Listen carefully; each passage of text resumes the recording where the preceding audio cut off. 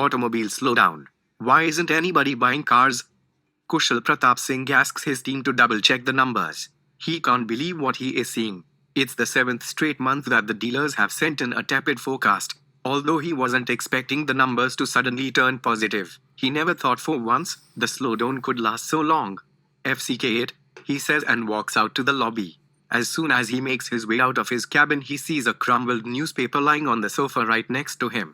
The front page has a large graphic at the bottom showing the terrible state of big auto companies. The headline reads, NBFC crisis hits auto sales. Slowdown imminent. You see, when people talk about a slowdown, they are not necessarily saying that auto sales have stopped growing. What they are instead alluding to is the fact that the rate of growth might be slowing down. This is important for several reasons. For one, the automobile sector contributes about 7% to the country's GDP and about 49% to the country's manufacturing GDP. Think about it this way. If there was a slowdown in the auto sector, the effects wouldn't be isolated and the contagion would spread quickly. Tires, steel, headlights, insurance, leather components industries that are closely associated with the auto industry would all suffer in tandem. In fact, the moment the slowdown in the auto sector became apparent, journalists started scouring the web seeking reasons for the abrupt slowdown.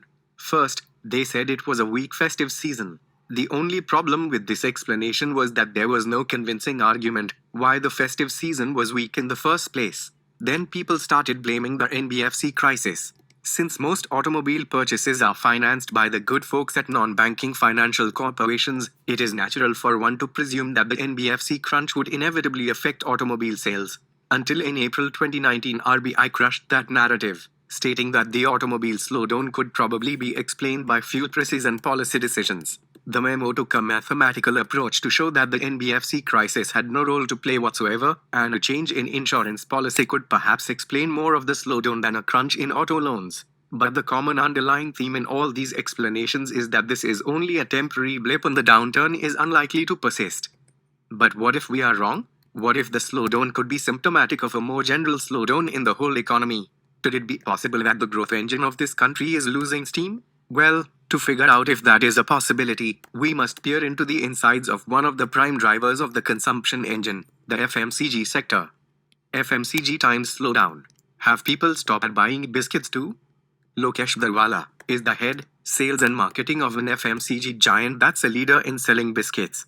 Selling biscuits might not sound attractive, but like most consumer goods, it's an extremely lucrative business, especially if you are the industry leader. However, the mood today is somber. Lokesh has to front the media and explain why their sales haven't been up to par this quarter.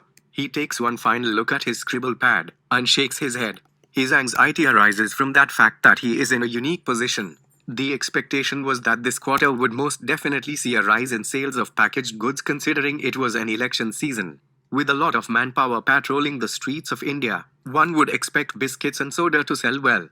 However, that hasn't happened. Instead, the entire sector seems to be reeling over a bizarre slowdown episode.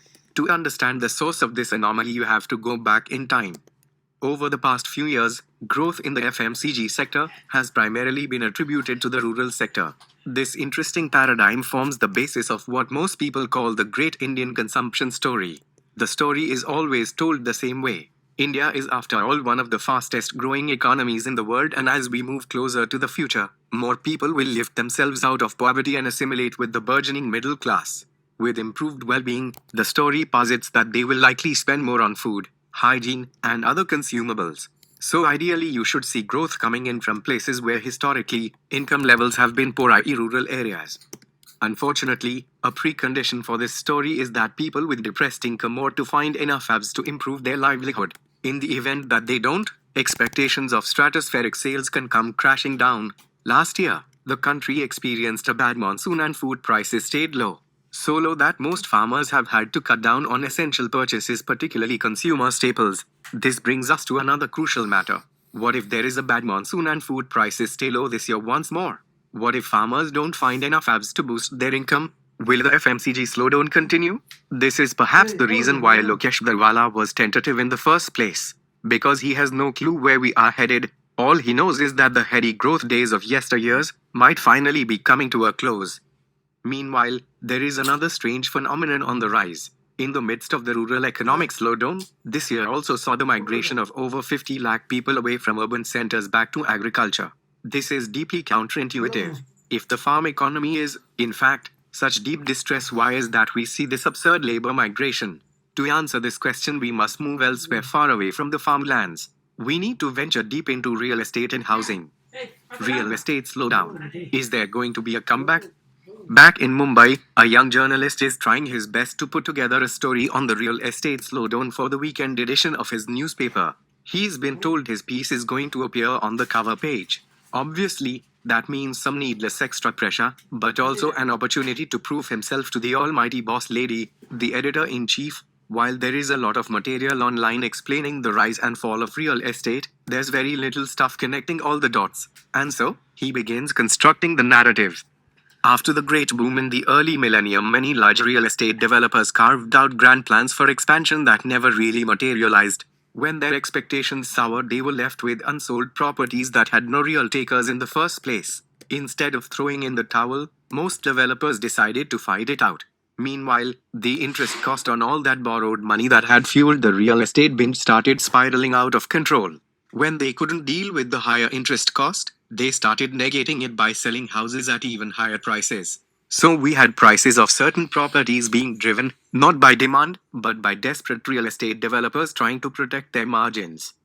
Secondly, as housing prices increase, rental yields on properties tumble, and in 2015, yields hit a staggeringly low 2%, meaning you could expect to earn about 2% every year from the investment you make outside of property price appreciation.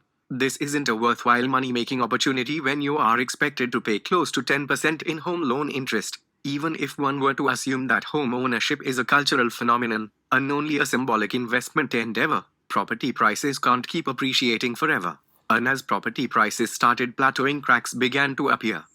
Meanwhile, banks that had loaned out to distressed developers kept throwing good money in the hope that real estate will finally see a comeback, in that there will be a revival in housing demand. While there was some hope initially, all that came crumbling down when the government introduced a host of regulations that broke the backs of many real estate developers. The general prognosis, it seems, is that housing prices appreciated much faster than the rise in income levels of most people. Although it's not quite clear how this anomaly came about in the first place, it was evident that real estate, as a sector, began to lose sheen. And that brings us to the final point. How is all of this connected to people moving back to agriculture? Well, with the downturn in construction and real estate, an industry that was primarily responsible for absorbing unskilled labor suddenly had no need for them. And in turn, this had to turn back to agriculture, a profession that had historically fed them, most likely out of desperation. But even with all the signs pointing towards a material slowdown in the economy, there was one data point that stood in stark contrast to the popular narrative. The real GDP. Despite most economic indicators suggesting a slowdown in growth, the GDP number remained quite steady until the elections concluded. After that, things took a pretty drastic turn. The final admission: it's confirmed, we are in a slowdown. It all began with the government first confirming the data from the ENSO job survey, a report stating that India's unemployment level stood at a 4-decade high. In fact, some time earlier, a prominent minister had stated that unemployment levels could not have been so high considering India was still growing at about 7%, a rather spectacular number considering the circumstances. This brought the famous term jobless growth to the forefront, a strange phenomenon where the country continues to grow despite there being no growth in the job market. But with the government confirming the unemployment number, that narrative fell apart quickly. Then the second figure came in. The bombshell number finally confirmed the country's worst fears. India's growth rate was, in fact, slowing down. The latest growth rate stood at about 5.8%, a rather remarkable decline from the heady number of 7%. This was the first official confirmation from the government that the specter of jobless growth was in fact just that, and India's situation was more symptomatic of what one would call a jobless economic slowdown. With the government trying to assuage any fear, the RBI stepped in and cut interest rates, another indication that all hands were on deck now to stimulate growth. However, all this pales in comparison to what would come next. On the 11th of June, in a series of tweets, the former chief economic advisor, Arvind Subramanian, began elaborating in great detail how India might have been overestimating growth all these years.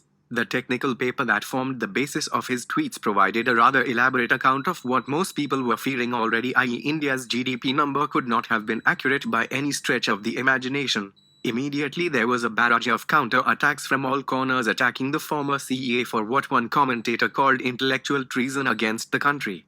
Although most people directly attacked the methodology deployed by Arvind Subramanian, very few people could explain how India could keep growing despite the fact that most economic indicators associated with prosperity were hardly trudging along. However, even the most hardened critics had to concede that despite Arvind Subramanian's apparent dodgy analysis, it was time to acknowledge the evidence. India's growth is slowing down. So that leaves us here, in what is perhaps one of the most important moments in India's history. We have gone from denying the obvious to now acknowledging that urgent economic reforms are the need of the hour. But what is still not clear is how we got here in the first place. Why is the rural economy struggling? Why didn't the real estate developers' plans never materialize as they imagined? Why isn't the average person's income rising in tandem? What has household savings and corporate investments got to do with the whole mess? We will explore this and much more in the second part of this story. So until then, stay tuned. Thanks for watching this video.